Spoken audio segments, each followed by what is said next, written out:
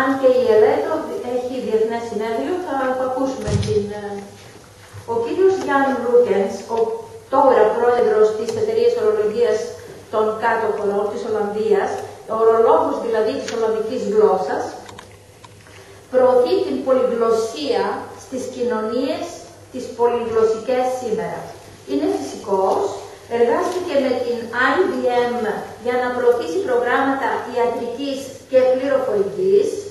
Το 1981 συνεργάστηκε με την Ευρωπαϊκή Κοινότητα και ανέπτυξε προγράμματα έρευνας και ανάπτυξης, κυρίως για να προωθήσει την κοινωνία της πολυγλωσσικής πληροφορίας. Έχουμε την τιμή να τον ακούσουμε σήμερα και τον γνωρίζουμε από τη δράση του από όταν ήταν στην Ευρωπαϊκή Επιτροπή. Ευχαριστούμε πολύ. Some of you may wonder why I didn't use earphones listening, but I knew already, so thank you. First of all, I would like to thank the organizers for this conference for inviting me, because it's every 2 years it's a great pleasure. And it's an excellent excuse to visit your country, Kostas. So thank you very much, and I hope that I have years enough in front of me to be able to repeat this in the future. I also want to express a word of thanks to some people that you can hardly see, because they are hidden there behind the glass. Hello. And I often felt when I was sitting in the room that they were only working hard for me, because the interpreters over there, they have been with us, and some of you really don't know probably, they have been with us for almost 2 days now, and a few hours, for two 3 days. I would like to thank them very much for the excellent quality of their interpretation, and I ask you, even if you have never listened to them, to applaud for them.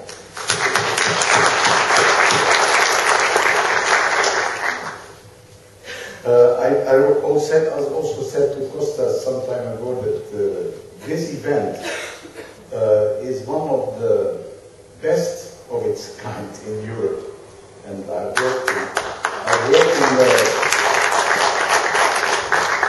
I've worked in the European Commission for many years, and I will tell a little bit about it later in my presentation, but I've seen many of these activities emerging, in fact, in Europe, in the different countries, and again, this is one of the best of its kind, so to say. And it's also a sustainable event, because it doesn't happen very often, actually, in Europe, that something which is started at one point in time is kept and repeated, really, for many, many years. And as I said before, for personal reasons, I would really like that it's going to be repeated in the future, again. So thank you for that, Kostas and the other organizers of this great event.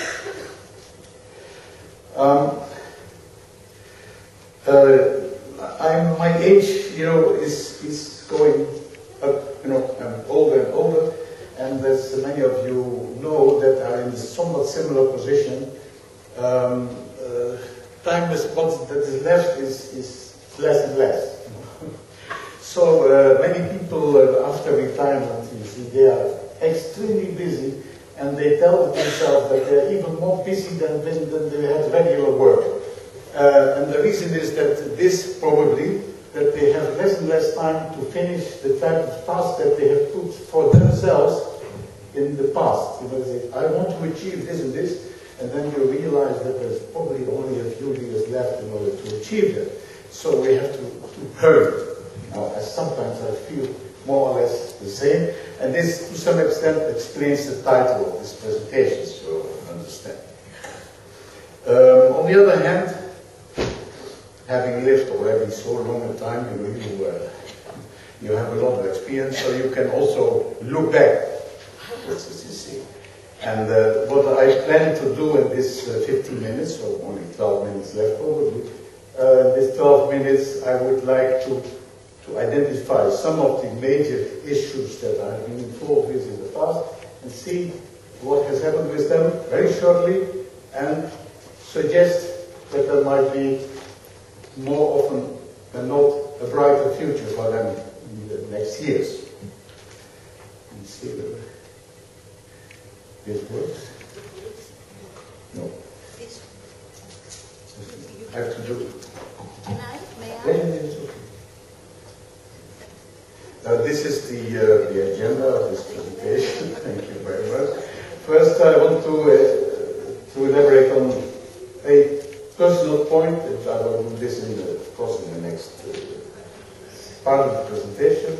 My personal views, which influence the choices that, of course, that I have made, and the issues that I think are important, or others that I think are less important.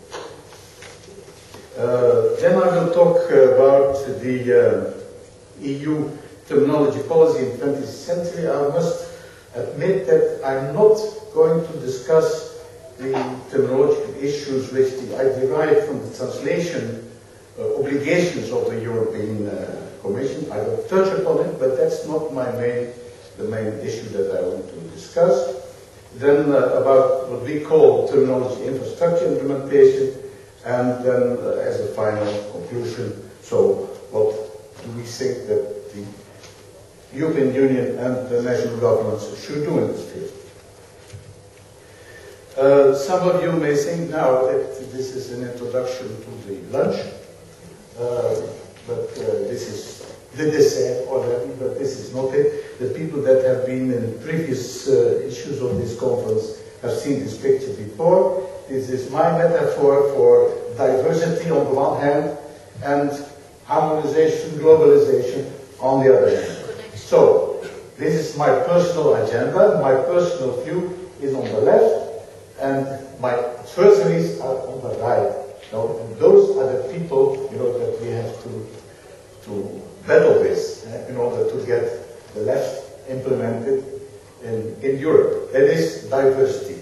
And of course, when I talk about diversity, it is in particular in this context the diversity of languages that we have in Europe and that we want to maintain in Europe.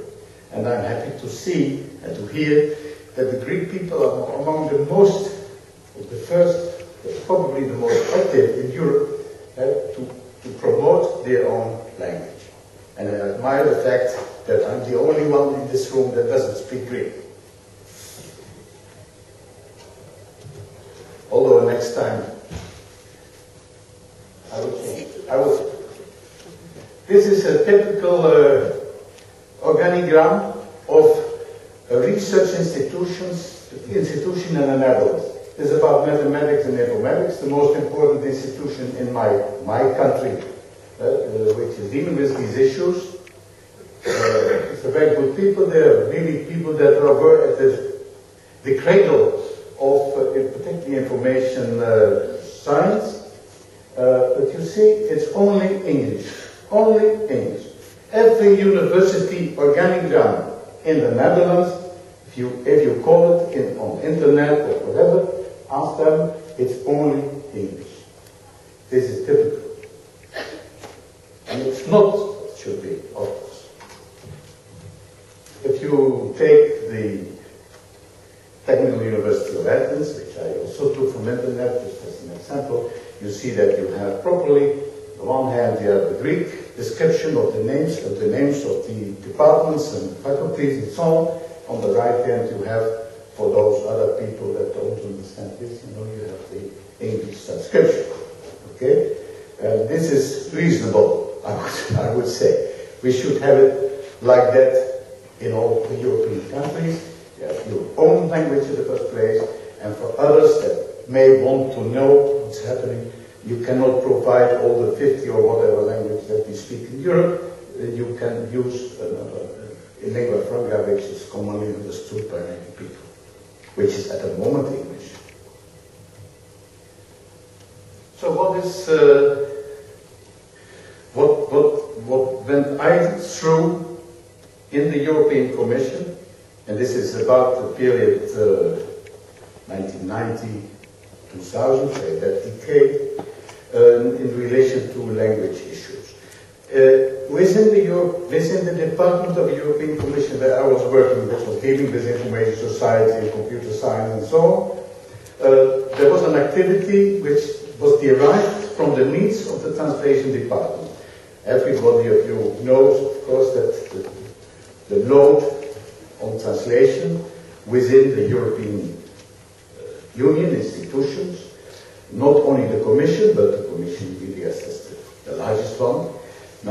in the Commission there was this problem that you needed a lot of, and still needs a lot of translators. Is there any possibility to use technology in order to improve or make more effective the translation process? And this started, in fact, many years ago. Many years ago it started as an exercise. It was partial successful. There had some success. There were indeed some translations done at some point in time by the department where machine translation, in this case, was used. But it was always limited because also, even if there was a lot of money spent on this issue, it was certainly not enough along the route that the Commission was going at that time to provide enough, what they say, language pairs, in machine translation. And even the quality of a particular language pairs was not, absolutely not, what you would require from a written document coming out of the European Union. Anyhow, this was an avenue of research, let's say, researches was undertaken by the Commission in relation to the translation needs. Gradually, these two strands, may I say, diverged from each other. From the machine translation issue, there was a whole development of a program which was called Language Engineering Program, which at some point in time became part of the research program of the European Union, the European Commission, and got its own momentum, which was dealing with other issues as well, like spelling checkers, very simple. Also what we heard before about from STL, the development of the translation memories and so on, this was undertaken there, and speech recognition and most of these applications that you probably have. Not that you probably know. This was undertaken, as I said, under the heading of a language engineering program, which was part of the research program. From language engineering, there were some people that saw, well, all this technology in function of language is interesting. It can deliver us interesting tools at some point in time. But in the end of the day, what is important is that we use our languages properly. And this is not only a technological matter, not only something that you can leave to the computers, even if the computers can help you. And certainly communication can help you in that respect. So we must focus more on the language issue per se and see what is needed in order to make work in different languages easier and more efficient. For that purpose, we developed what we call the Multilingual Information Society, which is at that time, maybe some of you remember, the idea was that we would abandon our traditional society and we would all go on the internet every day. 24 hours a day, 7 days a week, we were supposed to be on the internet or some kind of communication channel, either the air or cable, whatever. And that was to be our life. So that was the information society. Now, some people thought in the Commission, even in that information society, we have to continue to use our languages. It cannot be that all this technology and so is going to suppress certain languages and make other languages more popular in Europe. We have to have an equal level playing field for all languages. And that's what we plan to work on. Later, of course, it became clear that it was not all the day on the internet, not all the day on our GSM or whatever. We have also a normal life, and even in this normal life, we have to use our language. So the orientation from languages in context of everyone's society was changed a little bit to say, not just multilingual society, just make sure that our languages survive whatever changes that we may see in the economic or other environments in which we live. And that's more or less where the Commission is at the moment. We even have what's called Commissioner for Multilingualism. Yes? He's there to guard the languages of Europe, put it very simple.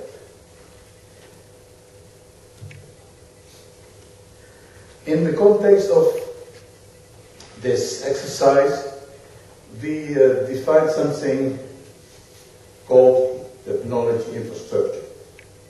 This is a relatively short term for maybe somewhat complex concept. The basic idea is that terminology is being developed by people, for people, that this terminology that's being developed is properly documented, it's available, that it's made available also through technological means, databases and so on, and that everybody that may need this terminology is also made aware of the existence of this terminology and is able to use the instrument to have access to these databases. And that this whole thing is being promoted. That was the general idea. An important persons in this whole concept were, of course, the creators of the terminology, and the creators of the terminology were, in essence, the specialists that are working in the different fields in our society, whether scientific or other professional, or in fact, in any field where special vocabulary is being needed. These are, on the one hand, you can say the important actors in this game, and on the other hand, all the users of all of this. And there should be very much effort be made, in fact, on these users in order to inform them properly, to teach them properly, to give them the proper instruments and so on, to have access to all this. So that was among our philosophy, and to some extent we were able, if we got some money, to create this, or to promote that this would, come true at some point in time in the future. Not now, because that's actually the essence of my presentation. It's not, in our view, not yet there. It's still, a lot of this has to come.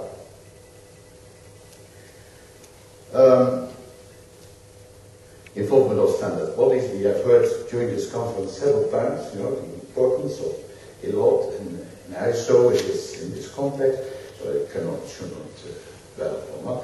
Another issue of importance at that time was the associations. In some way, the people that were involved professionally with the development and the use of terminology had to associate with each other in order to, build a strong